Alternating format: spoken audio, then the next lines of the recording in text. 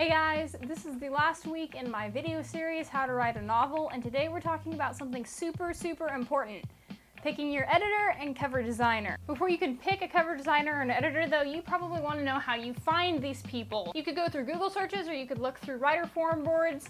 Me personally, I found my editor through Facebook groups. By chance, I was put into contact with a woman who knew a lot about editors, who'd been in the writing business for a long time, and she suggested an editing group for me because they were really reliable. There are also lots of groups of editors on Facebook. You can join these groups and then you can find your editor there. Now, when you have several people that you're considering for an editor, there are 4 things that you need to look for: reliability, price, workability, and experience. As far as reliability goes, one thing that you can look at is you can see how many other customers that said editor has.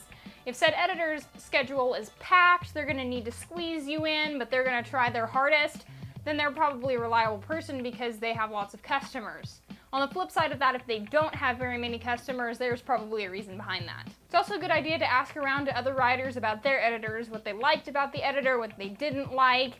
And if somebody has the same editor that you're considering, you definitely want to talk to them about how well they worked with them and how reliable that they are. Price can be tricky, and it is one of the things that gave me some trouble finding an editor. Currently, the editor I'm working with is charging me $1.75 per word, but this is somewhere that you want to be extremely careful because a lot of editors will charge 3 or 4 cents per word, and they'll try and tell you that it can't get any better than that, which is a complete lie. And this doesn't necessarily mean that they're a bad editor, but let's face it, the majority of writers are not rich people. You want to make sure that you are getting the most out of your money. And I understand that editors have to make money and eat too, but you don't have to cheat us out of ours. Workability is just how well you and said editor get along. A book is a huge project, and you're not going to want to work with somebody who's going to take huge giant craps on your manuscript the whole way through. Now, it is the editor's job to point out all of the mistakes in the thing, but that doesn't mean that somebody has to be mean about it. So before you sign on with an editor, make sure that you work well together.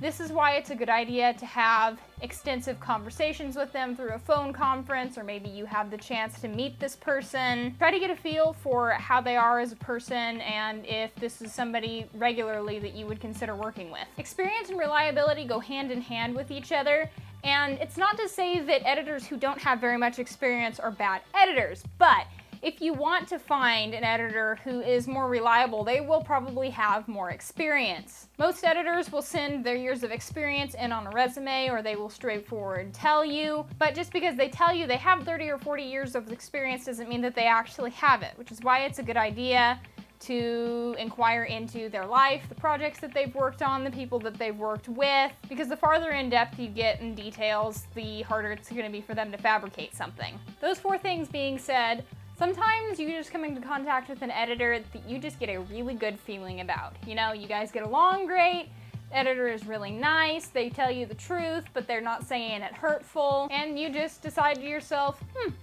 I think this is the person. But this doesn't mean that you should disregard the 4 tips that I gave earlier just because you have a good feeling about somebody, because feelings are often misleading. So even if you don't do all of the things that I suggested, it's a good idea to do at least some of them. Now on to cover designers. As a disclaimer, I have never personally used a cover designer because since I have a background in professional photography, I've never needed to. But before I go into this part of it, I just want to say if you have never used Photoshop extensively, if you have never taken a photography class or studied under a professional photographer, if you have never been paid for a work of photography, then I do not recommend doing your cover by yourself. Please, for the love of all things beautiful, hire a professional cover designer. Now, as far as picking a cover designer goes, I have never picked a cover designer before, but following the same general guidelines I gave for editors should keep you pretty good. Now, I understand, because like I said a minute ago, most writers aren't rich people, so we don't have a lot of money to spend on stuff like this,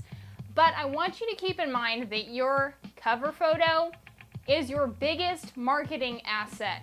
You bugger it up, and it will severely decrease your sales. If you are going to make your own cover photo though, here are 4 things to avoid. Thing number 1, do not draw your cover photo on a piece of paper, take a picture of it, and then upload it. Not only does this read as unprofessional, but it looks cheesy, and even though you may have really good drawing skills, it's nothing like an actual cover photo would be. Number 2, do not hack together a composite for your cover photo.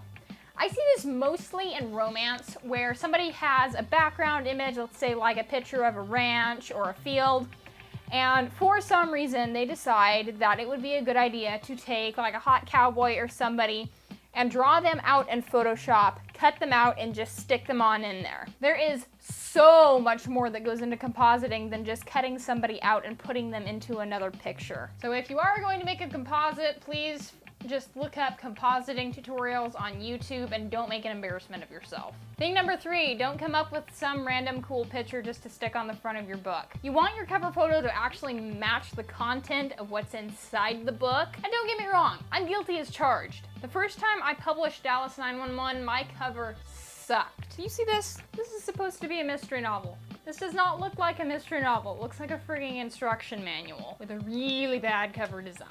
I mean, it was a good picture, but how far does that get you? Nowhere. Number 4, don't steal images off of Google just to put on your cover photo. Just because they're on Google doesn't mean they're free. I have a deep disdain for people who do this one especially, because as authors we consider ourselves artists, but if you steal an image from a photographer, then you're stealing an artist's work, but you know how that feels. Just another observation of mine that yet again goes unnoticed. Always make sure too that no matter what your cover photo is, that you get an honest opinion about it from a test audience. That goes to say if you're designing it yourself, but if you're not, thank you. Okay guys, that wraps up this video and my series, How to Write a Novel. I hope you guys learned something, I hope you guys had fun. If you liked this video, don't forget to give it a big thumbs up and subscribe to my channel. My Facebook and Instagram will be in the comments below, and never to fear, just because the video series is over doesn't mean that I'm going to be gone. I'll be back next week with another awesome video. You guys hang tight. Bye!